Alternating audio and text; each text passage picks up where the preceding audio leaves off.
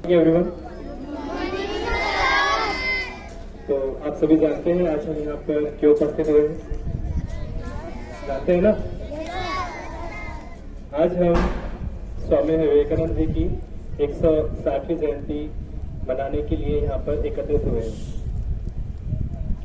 क्या आप लोग जानते हैं विवेकानंद जी के बारे में? हमारे तो स्कूल का नाम भी उन्हीं के नाम पर रखा गया है।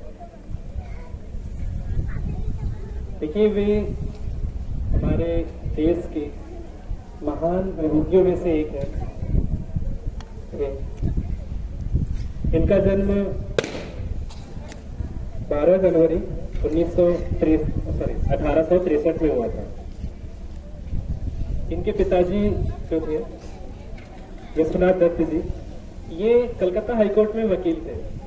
तो ये यहाँ पे थोड़ा सा इतिहास जो है रहता है कि उस समय कलकत्ता में हाईकोर्ट था और उस समय कलकत्ता जो है वो एक बहुत बड़ा शहर है, ठीक है। तो इनके पिताजी जो थे विश्वनाथ दत्त जी, ये कलकत्ता हाईकोर्ट में वकील थे। और वकील होना आज के समय में भी बहुत बड़ी बात है, वो भी हाईकोर्ट के, और उस समय भी बड़ी बात थी। यानी इनका जन्म जो है एक अच्छी खासी कुलीन परिवार में हुआ था। इनकी माता जी भुवनेश्वरी देवी जी, ये शिव जी की बहुत बड़ी भक्त थी और इनके घर में पुराणों का और जो कथाएं होती है, इनका निरंतर जो है अभ्यास होते रहता था। इनके यहाँ पे भजन भी होते रहते थे और जो संत लोग हैं या कथावाचक लोग हैं, इनका नियमित आना जाना इनके घर पे रहता था। इसलिए विवेकानंद जी भी जो है वो हिंदू धर्म के प्रति काफी ज्यादा आकर्षित थे और इनके मन में जो है नए नए विचार उत्पन्न होते रहते थे। इसलिए इनका झुकाव जो है वो आध्यात्म की तरफ बहुत ज्यादा था। लेकिन ऐसा नहीं है कि वो सिर्फ आध्यात्म की तरफ ही झुके हुए थे। स्कूल में या इनकी जो यूनिवर्सिटीज थी उसमें भी इनका जो परफॉर्मेंस था वो बहुत अच्छा था, यानी फर्स्ट आते थे हमेशा। यूनिवर्सिटी में फर्स्ट डिवीजन लाने वाले ये उनके समय के एकमात्र स्टूडेंट्स भी थे। रामकृष्ण परमहंस जी से मिलने के बाद जो है इनका सांसारिक चीजों में लगाव कम हुआ। लेकिन ऐसा नहीं है कि उन्होंने संसार त्याग दिया। वो सन्यासी तो बने, लेकिन एक क्रांतिकारी सन्यासी आप कह सकते हैं। ये बहुत बड़े विचारक थे। स्पेंसर ने 1960 में एजुकेशन नाम की एक किताब लिखी थी। स्वामी विवेकानंद जी ने इसका बंगाली में अनुवाद भी किया था।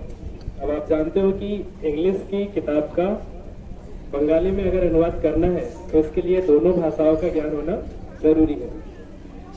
अब एक फेमस प्रोफेसर की किताब का इन्होंने अनुवाद किया है, तो आप समझ सकते हो कि इनकी अंग्रेजी कितनी अच्छी रही होगी जो उन्होंने एक ब्रिटिशर की बुक का एक बंगाली में अनुवाद किया। आपने शिकागो धर्म सम्मेलन के बारे में सुना ही होगा। वैसे स्वामी विवेकानंद जी जो है सबसे ज्यादा प्रसिद्ध भी शिकागो 1893 के शिकागो धर्म सम्मेलन की वजह से ही है। लेकिन ऐसा नहीं है कि सिर्फ एक यही चैप्टर उनकी लाइफ में था। दरअसल जब इन्होंने संन्यास लिया तो इन्होंने पैदल ही पूरे भारत की यात्रा की, क्योंकि ये जानना चाहते थे कि अंग्रेजी राज में भारतीयों की स्थिति कैसी है। तो इन्होंने पैदल ही पूरे भारत का भ्रमण किया सबसे पहले। उसके बाद ये जापान गए। इन्होंने याकोहामा, नागासाकी और भी कई बड़े बड़े जापान के शहरों की यात्रा की। इसके बाद ये कनाडा गए। कनाडा में वैंकूवर में ये रहे और उसके बाद फिर ये गए थे कहां पर? शिकागो, जहां पर इन्होंने धर्म सम्मेलन में व्याख्यान दिया था 2 बार। इसके बाद इन्होंने 1898 के आसपास यूरोप की भी यात्रा की थी।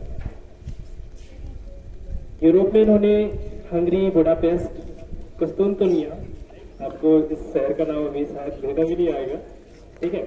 उस समय का काफी बड़ा शहर था। यानी कि देखो, ज्योग्राफी आज बहुत बदल चुकी है। पहले के शहर अलग थे, आज के अलग है। हम जिसे ग्रीस कहते हैं, यूनान, इन्होंने इजिप्ट की भी यात्रा की थी। यानी कुल मिलाकर इन्होंने कई सारे यूरोपियन कंट्रीज की भी यात्रा की ये पेरिस गए, फ्रांस की कैपिटल, इसके अलावा ये लंदन भी गए थे। क्योंकि 1893 में जब इन्होंने व्याख्यान दिया था तो उस समय भारत जो है वो गुलाम था अंग्रेजों का, इसलिए इन्हें मौका नहीं दिया जाने वाला था। लेकिन जब ये शिकागो गए थे तब इनकी मुलाकात जो है एक कॉलेज के बहुत बड़े प्रोफेसर से हुई थी, और वो प्रोफेसर उनसे इतने ज्यादा प्रभावित थे कि सभी लोगों के खिलाफ होने के बावजूद इन्होंने जो है अपना एफर्ट लगाकर इन्हें 2 मिनट का समय दिलवाया था, जिसमें इनका जो संबोधन था, मेरे प्यारे अमेरिकी भाइयों एवं बहनों, इस संबोधन ने जो है उस सभा का, या हम कह सकते पूरी महफिल ही लूट ली थी। और ये संबोधन जो है पूरे विश्व में विख्यात भी रहा। लेकिन संबोधन ही नहीं, इन्होंने आध्यात्म पर, संस्कृति पर और ऐसे सिर्फ चर्चा ही नहीं की, बल्कि तर्कपूर्ण तरीके से इन्होंने अपने मत भी रखे थे, अपने पॉइंट्स ऑफ व्यू भी रखे थे।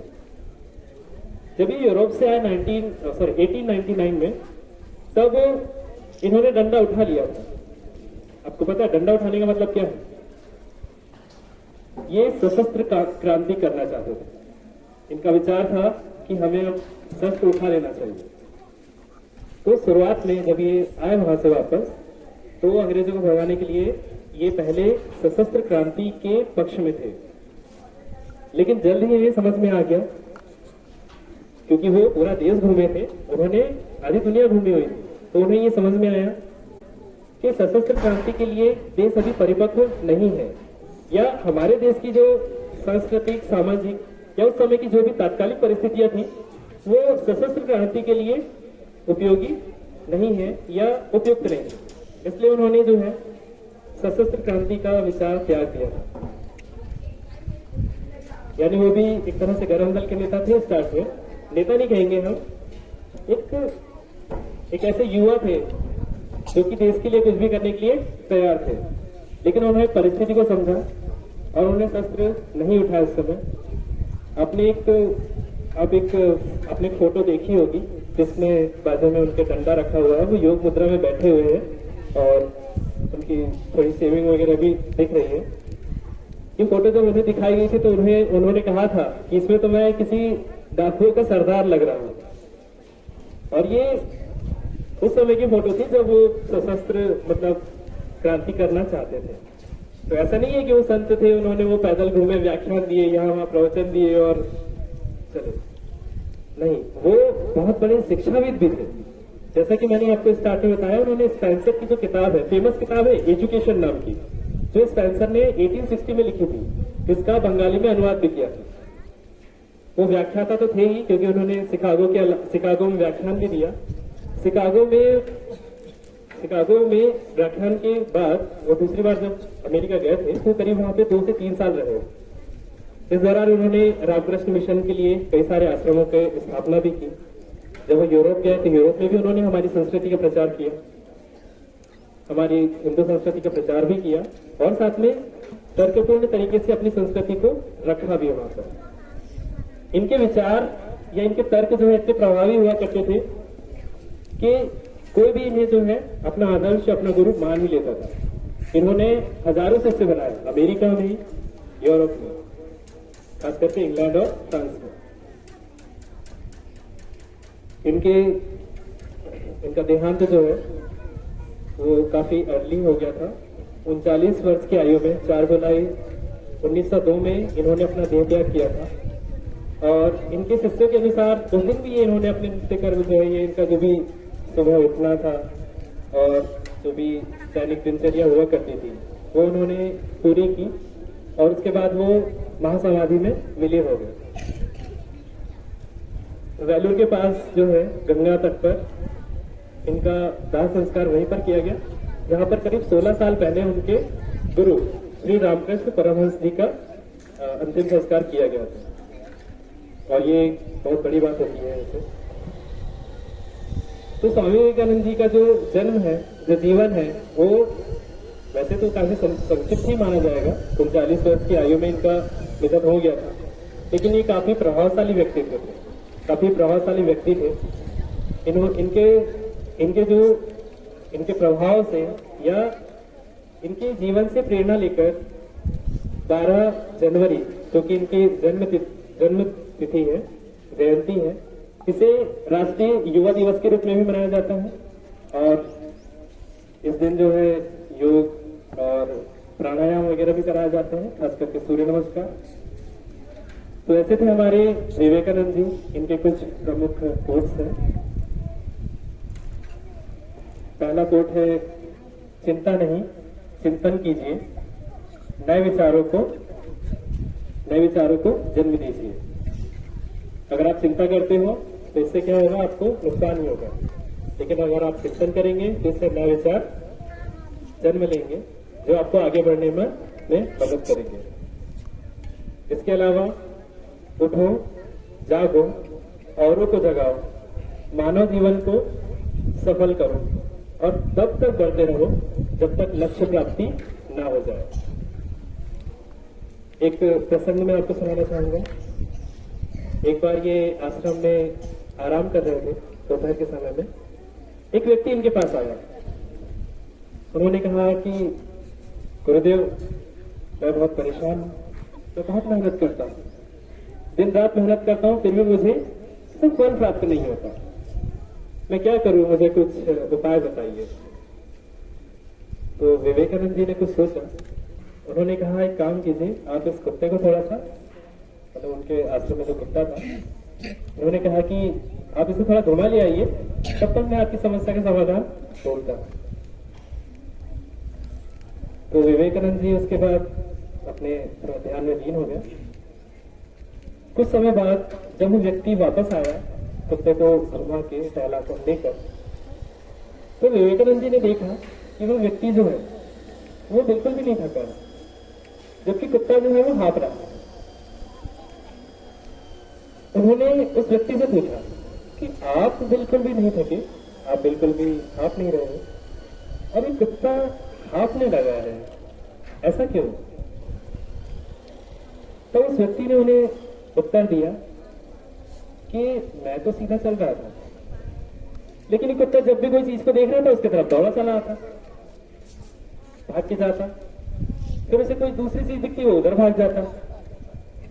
यानी वो सीधे रास्ते पर न चलकर इधर से उधर बार बार भाग रहा था, इसलिए वो थक गया।